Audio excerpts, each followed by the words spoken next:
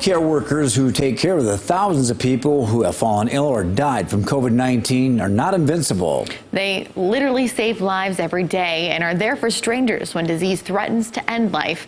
But these workers feel exhausted and frustrated. Our cameras weren't allowed where patients are being treated, so some of the video you're going to see was provided by the health systems. In tonight's Eye on KELSI, Dan Santella explores this frontline fatigue and the resolve that persists.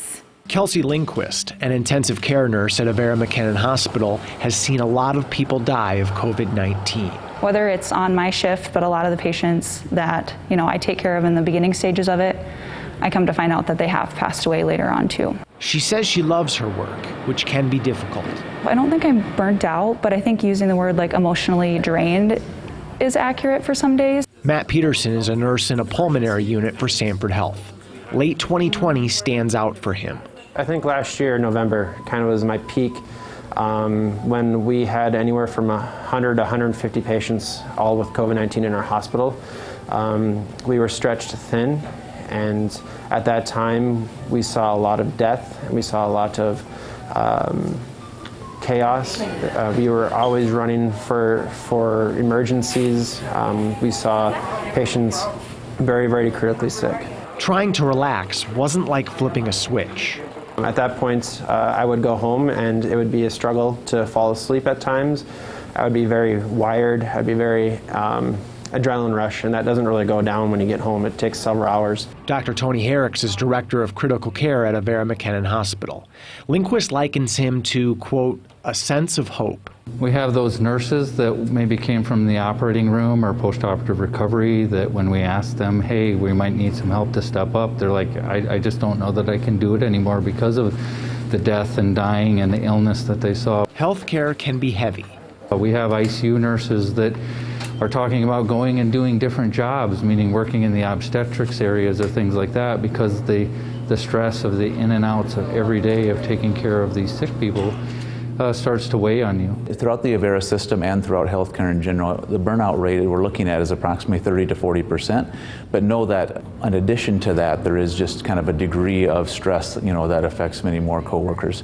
Dr. Kevin Post is Chief Medical Officer for Avera Medical Group. He says the burnout rate before COVID was a lot lower, about 10 to 20%.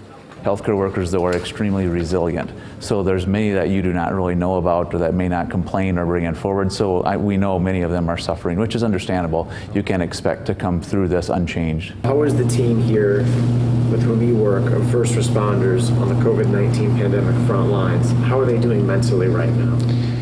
I'm going to be very honest with you. It is a struggle. I think there are people that probably do not want to wake up every day and come back to what they have to do because of those struggles. And it's not all COVID, like I said. It's heart attacks, it's strokes, it's pneumonia. Both Avera and Sanford have mental health resources for employees. Avera, for example, has the LIGHT program.